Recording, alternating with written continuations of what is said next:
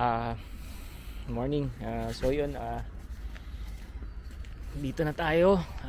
Second day sa Yellowknife at nandito na tayo sa panibagong airport kasi yung airport ko kahapon is iba dun sa pinanggalingan ko. So itong pupuntahan ko, katabi lang din naman. Pero kanina nag-check-in ako dito. Mas maliit. Saka kaninang nag-check-in ko yung luggage ko, pati ako kinilo. Hindi ko alam, kaya tinanong ko kanina kung, sabi ko sa kung maliit po ba yung plane. Sabi ko sa kanya, sabi niya 19 passengers, 19 lang. Ibig sabihin napakaliit lang. Grabe. Hindi, hinintuan lang ako ng taxi, pero commercial break lang. Hindi naman ako sasakay. Daming taxi dito, mga yellow cab kung tawagin nila.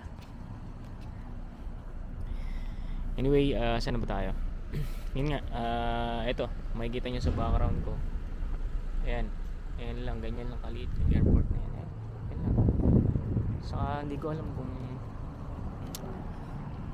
gaano kalaki yung plane nila rito. Check natin dito sa likod kung makikita natin.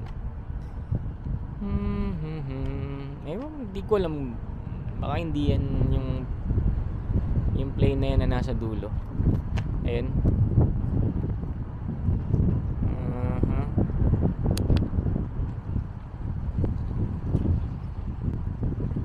Ayan. Laki ng airport dito kasi magkakaiba rin ng mga destination na pupuntahan ng mga yan. Ayan.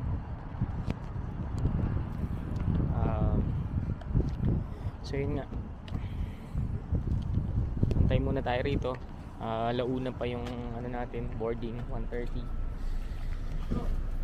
Anong oras pa lang? 12:09. So maaga pa. Well, sa loob kasi mga vending machines lang ng soft drinks ang nandun, walang kainan. Pero dun sa pinanggalingan ko hapon na airport, dun may mga kainan siya, may maliliit na food stall. Dito wala. Talagang siguro yung pupuntahan ko na Port Good Hope is talagang palit na community lang talaga. Kasi sa Google 507 na tao lang eh. Pero kahit ganun sila kaliit, dalawa pa rin ang nila doon. Kumbaga dalawa pa rin ang convenience store na nandun. Kami Co-op. Excited na akong makita ko ang itsura ng Fort Good Hope. So ayan, tayin-tayin lang tayo no? Mamaya update ko ulit kayo. Layo na nalakad ko, wala kasing kainan, pero try natin. Laman lang makain. Layo. Sana dito meron. Bato. Marami dito mga stasyon ng airport.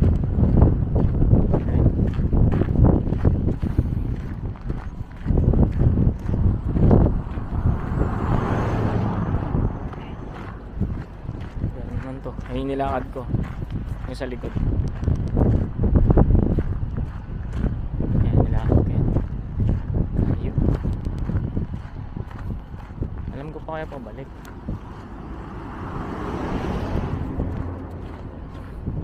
Alam ko pa kaya pabalik. Wala ba? Parang walang kainan dito.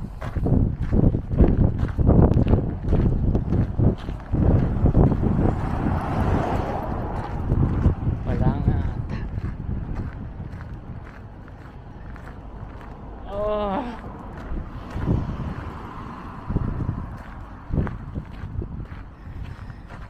Balik. Walang kainan. Balik tayo. Wala. So yun, ano ba to? Dapat pala sumubo lang kasi ako kanina bago ako pumunta ng airport. Kala ko kasi may kainan, wala palang kainan. Taxi na lang kaya ulit ako, hanap ng kainan. Hirap naman doon. Ayan. May na nga ulit. Hello, good morning. Dito na tayo sa staff house kung saan ako pinatuloy ng manager. At ito nga kung makikita nyo. Kararating ko lang. And okay naman yung place. May mga gamit. Ayan. May mga I don't know, pero meron sigurong nakatira dito or nagbakasyon. Kasi ganun naman usually. Kapag merong staff house kasi rito, something pwedeng 3, 4, depende sa laki ng branch. So dito parang 3 lang ata. 2 for managers, tas isa for sa mga clerks. Nandito ako for mga clerks. And may mga gamit na nandito. Ewan ko kung matagal na sigurong may nagtatrabaho doon tapos nakabakasyon lang. Kaya so parang homey siya. Kasi siguro matagal na nandito yung nakatira. And yun nga, libutin natin tong bahay. Okay lang naman, wala namang iba. Parang parehas lang din naman sa dating tinutuluyan namin ni Carol. Typical na lang din, staff house. Ngayon lang mas parang medyo maliit lang. Doon kasi sa tinuluyan namin 3 bedrooms, ito something 2 lang. And ayan, naganda lang, nagligpit lang ako ng konti, naglabas lang ako ng mga gamit, and then kapakita ko sa inyo yung labas. So ayan, hindi ko napansin tong labas, parang umulan pala. Umulan talaga, siguro ambon or pero hindi naman ganun kalakas. Ayan, mapapansin nyo yung sa may glass window, may mga pa ng tubig. Pero dito sa labas, ayan, may init na ulit. Siguro mga saglit lang yung pagbuhos ng ulan, tapos bumalik na ulit sa mainit. Actually spring na rito kaya ganyan. Ganda ng view dito. Mansinin nyo, nakaka-refresh, no? Diba? Biruin mo, magkakape ka. Pag gising mo ng umaga, kape. Tapos lapag mo lang dito. Pak. Tapos tingin sa view. Sariwang hangin pa. Tara, labas tayo. Labas na nga tayo. Baba tayo. Ang kulit, may fence pa na maliit, bubuksan mo. Alam ko na kasi parang may mga laruan kasi sa loob. May bata siguro. May mga bata na kasama sila sa bahay. Kaya nilagyan ganito para hindi makalabas. Ano ba? Ba't tayo mong pabukas? Ayan. Ayan. Doon sa dating community ko sa Hugluktok, walang puno. Dito may puno. Ayan, nakakita rin ng puno sa wakas. Laking puno. Parang hindi ko alam kung pine tree or ewan ko anong puno to, pero malaki siya. Hindi ko alam. Basta may puno. Itong isang bahay na to, yan sa grocery manager yan. Ayan yung truck namin ginagamit. Mapuntang work. Labas tayo dito. Ayun. Ito namang isa na to. Nasa dulo na yun. Bahay ng store manager naman yan. Magkakatabi lang naman ng mga staff housing dito. Kay Northern lahat yan. Malamig. Kahit na makulimlim, kahit naman mainit minsan, malamig pa rin. Ganun talaga kasi palapit na ang summer, tapos spring, tapos init-init na. Uy, nalaglag sa puno. Ano ba, lakad-lakad lang tayo. So papakita ko sa inyo itong binibenta ng store namin. Ayan mga binibenta ng store namin. Mapapansin nyo, kapag winter, ito ang binibenta. Skido kung tawagin nila. Ayan, pwede kang pang snow. Ayan, hindi pwede summer yan. Pang snow lang talaga yan. Kasi yung likod niya, ayun kung makikita mo, parang malaking Ewan ko kung hindi gulong, ganyan siya. Parang sa mga tangke, no? Mga ganon. Tapos sa harap niya, may ganyan. Ayan. Kasi nga pang snow. Diba? Parang pampadulas, ganon. Malakas yan ang hatak nito. Mabenta to sa amin kapag winter. Alam nila mag-winter, bibili nila. Ayan, naka 600 na nakalagay. Hindi, siguro 600 ang speed, ganun. Diba? Forma, ano. Ito natin yung harap. Yun. Brand niya BRP. Sikat sigurong brand yan dito. Na pang winter na ano, Skido. Skido nila kung tawagin. Skido. Ayan. Sa likod meron parang lalagyanan nila kung ano man pwede nilang ilagay. Pang 2-seater din siya. Ayan o. Pwede ring 2-seater. Ayan. Ayan. Makina niya. Ayan. Tiba yan. Kakahalaga to ng something 15,000. Depende sa brand. 15 to 16. Depende sa kung anong brand kasi, kung anong power, speed na ang bibilin mo. So ito something 15 to. Kung i-convert natin sa pera natin, siguro na something mga 600 to 700,000 pesos. Bili na lang kotse, no? Ito kaya gamitin mo sa Pilipinas, no? Basta traffic ka, basta ganyan. Ako po, wala pang ilang linggo yan. Kasi hindi naman siya gulong eh. Ngayon, kapag summer naman, ito naman ang binibenta ng store. Ito. Kung tawagin nila quad dito. Para siyang ano, yung sa mga pag kayo sa Sambales, para lang siyang ganun. Yung ano na yun, 4-wheeler nila na ano. Quad kung tawagin nila rito. Ayan. Ayan. Wala namang iba din. Parang nasa may ano lang, yung mga pang tour lang sa Sambales. Mga ganun. First time ko nakadrive nito sa may Sambales eh. Ayan, meron siyang kambyuhan. Yan. First time kong na-drive to sa Sambales. Matulin din to, matulin. Ewan ko kung same lang to ng brand, pero tingin ko parang heavy duty to. Yung mga Sambales kasi parang medyo maliit eh. Pero ito ang kadalasan ditong ginagamit kapag summer. Ayan. Nagkakahalaga rin to ng same lang din ang price, 15 to 16. Depende rin sa unit. So, ayan. Ganyan lang naman. Dito nila tinatambayan mga ano kasi hindi ko alam. Wala kasing warehouse na paglalagyan. Kaya safe naman yan dito. Wala namang mga masasamang tao na kukuha niyan. Saka sa liit ng komunidad na to na 500 lang ang tao. Kukunin pa ba yan? E di, sa mo itatago yan? Kayo lang din naman na nandito, di ba? So, yun.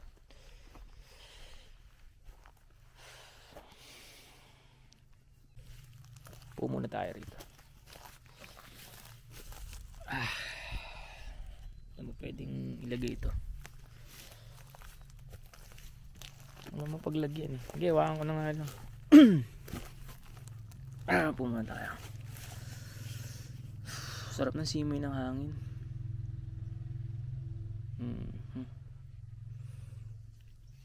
Bukas pasok. Tingnan natin kung anong tsura ng store, kung anong pwede nating gawing tulong, no? Kaya nga tayo nandito para tulungan sila, and malapit na rin kasi ang inventory nila, so kailangan nila ng manpower para tumulong. Hindi naman siya ganun kalaki ang store, parang pares lang din naman ng store namin ni Carol sa Kugluktok. Ang tanging ano niya lang naman, ang pagkakaiba is yung warehouse is naka-attach sa store, which is maganda kasi wala nang hassle na kukunin nyo yung mga pwede nyo i-refill sa floor stock.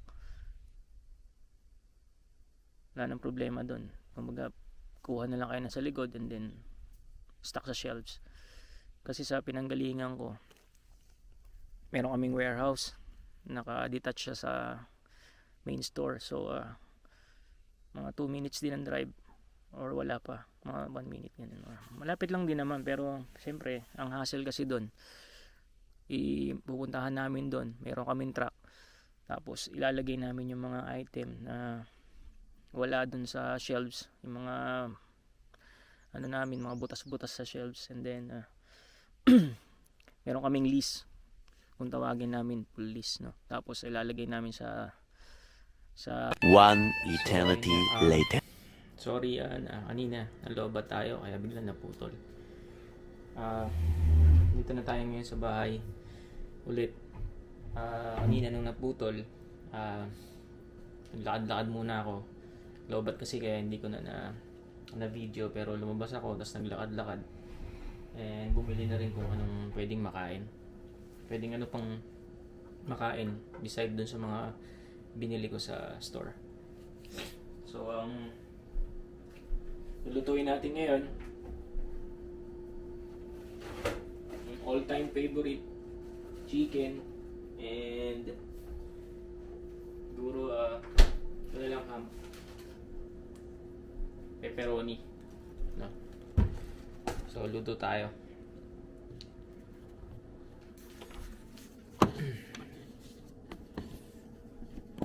Ganito lang naman dito, karamihan ng luto frozen, yan lang naman kasi siniship pa nga ng plane yung mga pagkain dito, ship through plane, kaya expect mo na ang mga pagkain is mga iba talaga, is mga frozen, and papansinin mo mahal. Kumbaga ang mga chichirya dito, ay ang mga chichirya sa city o kaya sa south, nasa ano lang, ano ba nakita ko, may $2, $1. Pagdating dito nagulat ako, $9 na. Kasi nga sobrang layo ng lugar na to, is mahal ang pagpapadala ng mga pagkain, siniship pa ng plane, kaya may mga dagdag na. Kaya nagiging mahal. So ito ngayon, laro tayo ng walang parang baloney, tapos lasang pepper, kasi nakalagay doon pepper. Maganda dito siguro prito.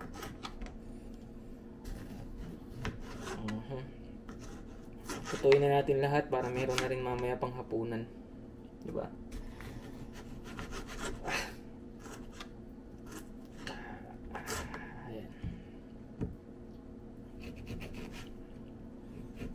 Painit na rin tayo ng mantika para lalagyan na lang. Alright, para kakain na tayo ng lunch. Okay,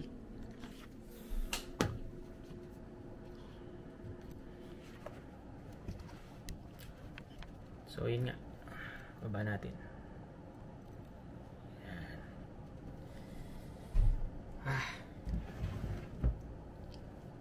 Okay, mainit na bang mantika? Nope, hindi pa. Ready na tayo ng paglalagyan. Plato.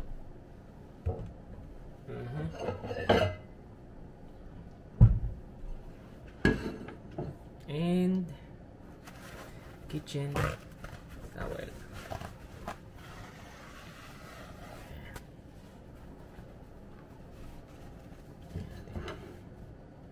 Baba pa natin yung camera. Ayan. Alright. Meron pang exhaust para hindi mangamoy sa loob ng bahay. Yun lang naman ang buhay dito. Ganon lang. Tiis ka talaga. Hindi naman ganun kahirap, dahil ang hirap lang naman is sa work, kasi doon yung trabaho. Pero ang pamumuhay naman is wala namang problema kasi libre naman lahat. Kumbaga pagkain, bahay, tubig, kuryente, lahat libre. So totally talaga mag-iipon ka na lang. So yun. Ang tanging ano lang is mahal ang tax. no? So pag sumahod ka, expect mo na mahal ang tax. So yun.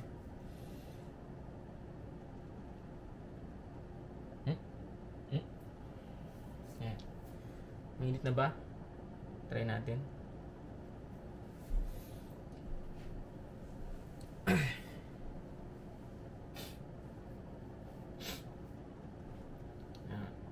Unahin na muna natin yung baloney. Baloney nga ba? Ano ba? Mainit na ba to? Pull natin, high natin.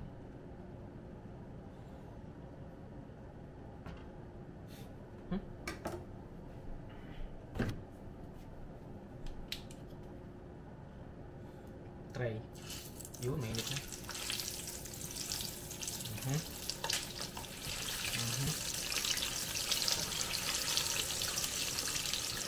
Pagpulungin natin lahat. Para meron na tayong supper mango.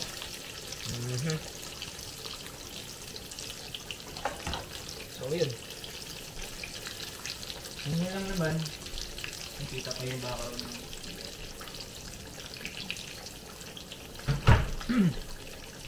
so ayan, nagluluto na tayo. And kaninang umaga nagsaing na rin ako ng kanin. As usual, yun pa rin. Kain tayo dito. Ng kaldero, di uso kaldero. Kaya dyan tayo nagsasaing.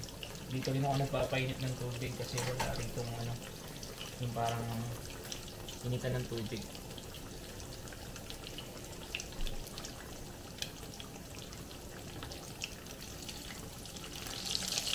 Malakas yata.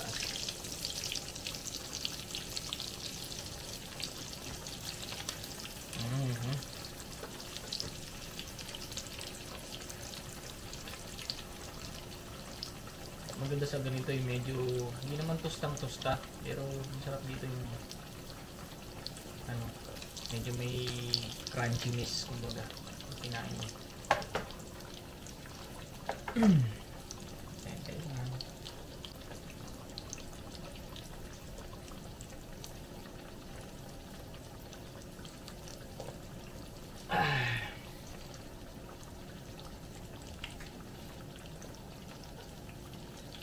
Time check. Ano oras ba? Time check. 1:28.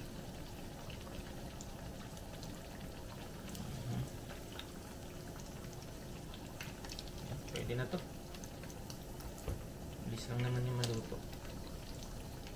Sa lumobo na. Okay na yun.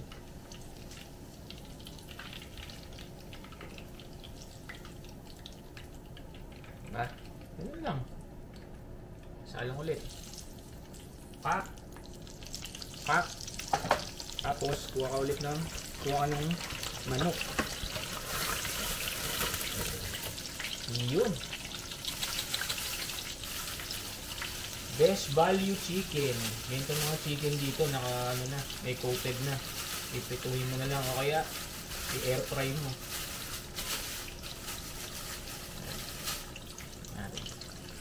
Oops. Oops. Ayan.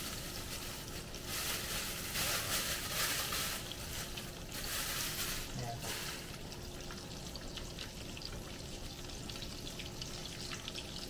Ang kapal yata yung isawa.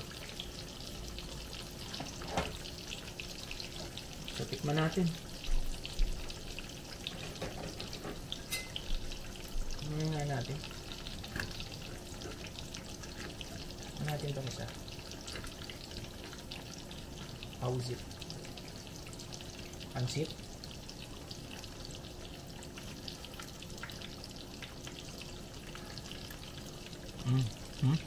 Grabe sa'yo, diba? Yung balat, crunchy kapag ka medyo niluto mo. Yung luto. Ma-peppery. Kaya nga sa pepperoni. Yung konting sipa ng ano, pepper. Malasa. Malasa.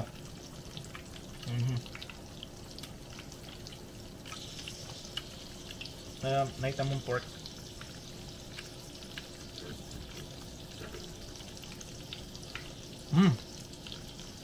Sarap. Masarap to pag may ano, ketchup. Hap.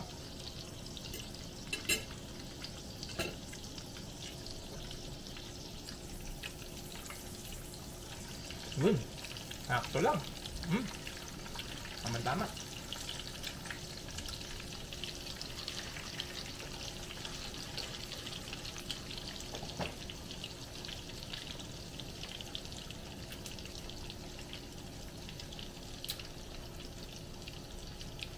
Or you're wearing your bonnet Yeah.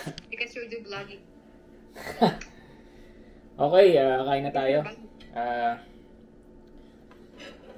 Ito na, luto na, fried chicken, and then yung binili nating pepperoni na parang baloni na ewan. Oh, meron pa pala akong egg sa rep. Kunin ko lang.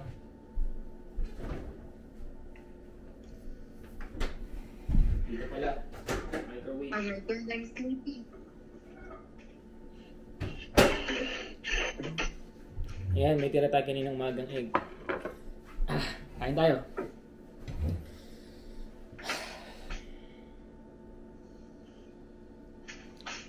Alright. Saan natin itong pepperoni. Tsaka ketchup. With ketchup? Up. Apa? Ketchup. Bacon. Because you do vlogging, that's why you said it's delicious anyway. If not, Sabi ko nga, related. mga pagkain dito, puro siniship ng plain. Kaya medyo mahal, saka kadalasan frozen kinakain natin. Hindi siya healthy, pero wala tayong magagawa. Sobra kasing layo ng lugar na to. Sobrang layo ng lugar. Tap.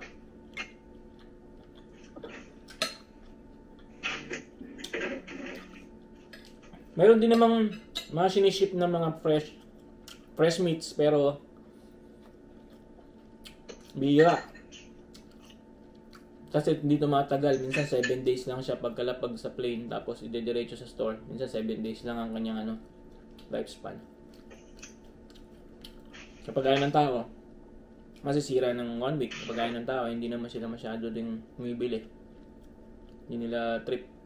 Merong gusto, merong hindi. Siyempre, pag nag-order ka, yung mga tira, i-distress mo lang. Matatapon lang. Sayang. Diba? So, marami yan frozen.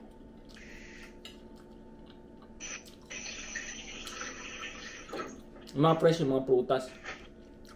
Yung mga prutas, ganun. Ang maganda, may mga prutas din. Diba, be? Ano? Chicken kahapon, chicken nakarang araw, chicken din, anak mantek, wow. Everyday chicken lang. Everyday I'm chickening.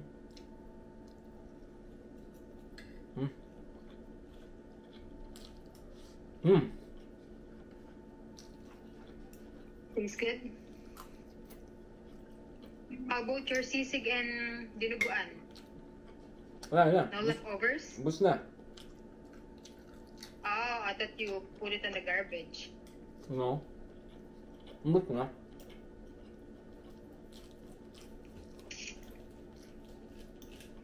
Ano ulam mo? It's good because it's not easily spoiled. Ano ulam mo? No, just the vegetable salad. Pansinin niyo nag-i-English yung kausap ko. Si Carol. Kasi mayaman na siya. 9 months ka pa lang sa Canada, nag-i-English ka na? So bad. No, just kidding. Pina-practice niya lang yung English niya kasi sa July, magbabakasyon kami, meron kaming 1 month na vacation na bigay ng company. Every year yun. So, ginamit namin July para rin na ma-schedule namin yung aming self-pip exam. Yun yung exam na kinukuha para makakuha ka ng PR. Pag maganda yung score mo, so kailangan mag-review ka. Ayun. Eh siya, nagre-review siya. Ako, hindi na ako magre-review. You know. Imbis na lang ni Pacquiao na. Medyo mahirap din ha. Hindi talaga mahirap. Kasi ilang ano yan? Apat na uri ng exam. Una is listening. Tama ba? Nakikinig ka, di ba? Listening. Right. Sunod nun, writing. Anong sunod? Sa writing? No, Sorry. listening, reading. Listening, reading, writing, and then speaking. Dami, no? Yung bawat kategory na yon, meron pa siyang mga task. Task 1 hanggang task 8, ganun. Kunyari, listening hanggang task 8, ganun. Mga ganun. Tapos yung writing, madami. Kailangan mo mag-review talaga. Sa writing naman, dalawa lang naman siya. Yung email, saka writing a survey. Email. Yung paano ko mag-email, paano ko sumagot sa email, mga ganun. Nangihirapan ako. Alam mo saan? Saan? Speaking, malamang ka. Hindi. Sa lahat. Hindi pa mo siya nagre-review. Kaya ka lang mag-review. Kaya kapag day off, minsan nagre-review kami pag day off. Lalo na't malapit na. Ako naman kasi, kaya hindi ako masyadong pala review kasi alam mo matatanda, no? 31 pa lang ako eh. Alam mong may edad na. 31. Alam may edad na. Short memory na yan. Hindi ko alam ha. Sa akin ganun. O kaya iba-iba siguro. Sa akin ewan ko parang short memory na lang ako eh. Minsan kapag ni-review ko na matagal, tapos kapag in-exam ko, hindi ko na matandaan. Kaya ako, short term memory. Kaya maganda sa akin, mga 1 week, 2 weeks, mga ganun. Kailangan pukpukin mo yun. Para fresh pa, doon pa. Kumbaga. May mga iba-iba talaga. Meron din naman matalas pa yung memory. Mga na. Karamihan matatalas ang memory, mga babae. Totoo lang. Kasi pag nakagawa ka ng kasalanan, matatandaan pa nila yun.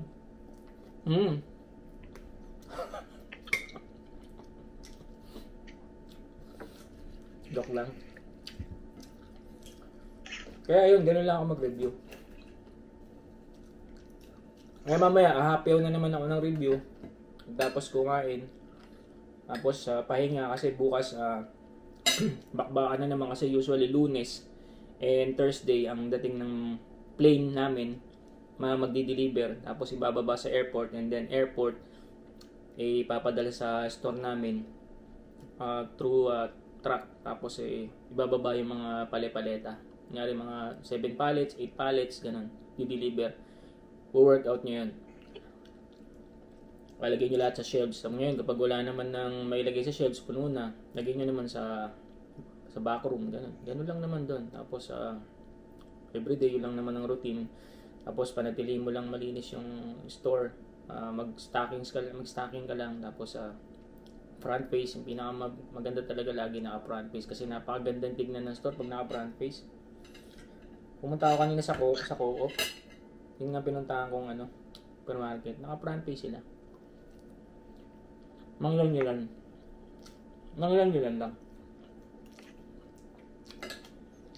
Pero pa rin order. Yung store dito na pinuntahan ko na pagjujutihan ko is napaka-neat.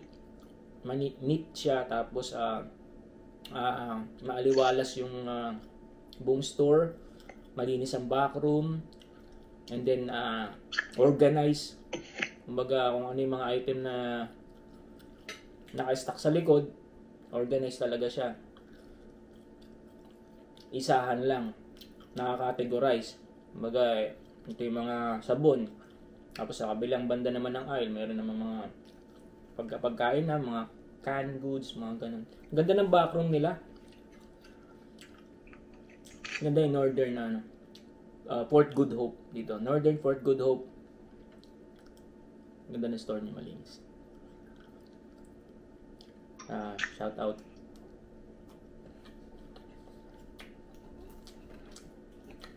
Sabi ko ba kinakwento? Yeah, kaya nga, that's why I told you. Pati pagtawid ng aso, kukwento mo yan. Oo. Kasi ganyan ako magkwento.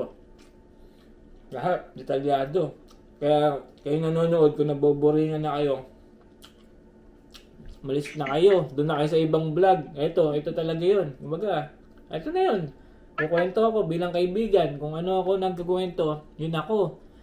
Na mga edit to, kahit 30 minutes to, tsagain mo. Ganun lang yun. Ito kasing kausap ko ngayon, kasi Carol, number 1 basher ko yan, tatandaan niyo. Alam niya yan. Minsan nag-vlog ako dun sa Yellow Knife, matatandaan niyo. Naku po, sabi sa akin, ang boring nung ano mo, ang haba-haba. Sabi nga gano'n, ang dami mo siya sa pasakali, ang dami mong ang haba nung mo, boring. Fast forward. Pindot ako ng pindot sa 10. Kasi pinapasword ko, basher, di ba? Typical na Pinoy. Kaya sabi ko, nasusunod ako, pag naglumuwas tayo sa July sa Calgary, o sa Edmonton, saan tayo maglilibot, ikaw naman mag-vlog. Sabi niya, sige ako magbablog. Ngayon, abangan natin guys, ang pagbablog niya. Siya maghahawak ngayon ng camera stick, ang DG cam. Tingnan natin kung ha? Bahala siya mag-edit, siya lahat-lahat, hindi na ako makikialam doon. Bahala siya dyan. Kasi lagi niyang dapat nung ganun vlog mo kaila Emma, saka kay Alwin. Shoutout nga pala kaila Kuya Alwin, saka Ate Emma, sa Calgary, yung nagbablog ng Shoutout sa inyo. Maliit lang ako na vlogger, nagsisimula lang. Everyday life lang, ganun lang. And sa inyo lang din naman kami na-inspired na gumawa ng ganitong vlog. Kaya nag-vlog din kami. Kumbaga, ang pagbablog nga, sabi nila, itong ginagawa mong to is like parang diary mo na rin. So, pwede mong balik-balikan in case na, alam mo na, sa panahon na matanda ka na. Ito na naman ako, mahaba na naman. Sige, bash ka! Pag panahon matanda ka na, pwede mong balikan yung mga memories na to. Diary mo nga, di ba? Kumbaga, kaya alam mo na. Diba? Ganun lang ang buhay.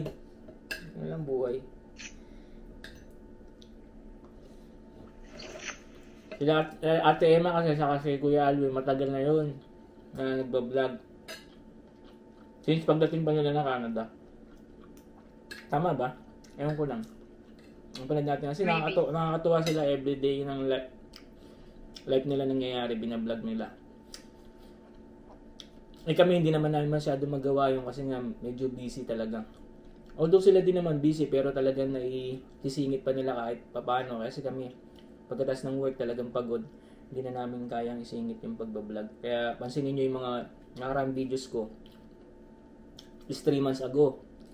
Matagal na. So kasi masyado talagang busy, nagkaroon ng inventories, nagkaroon kami ng cycle counts kasi mag-automatic na yung namin, store namin, automatic ordering na. So kailangan tutok kami.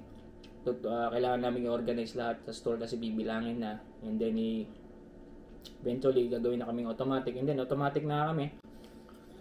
Kaya itong store na pinuntahan ko ngayon is tutulungan namin para mag-inventory rin. Para maging automatic na rin sila. Gara nga, nagiging automatic na din sila. Kasi dati, manual ordering. Kumbaga kung anong bakante sa shelves mo, wala. Ordering mo, ganun. Ngayon, ordering na sila ngayon ng automatic. Parang sa Wilcon. Kumbaga pag nawala yung item, automatic na papadala sa head office ng item na nawala, ganun. I-replenish niya yun, kumbaga. Buti naman na workout din in Northern yun. Diba? Malaking bagay din yun kasi napakaraming trabaho ng manager. Kung tutusin lang sa work na to. Dami. Kawawa.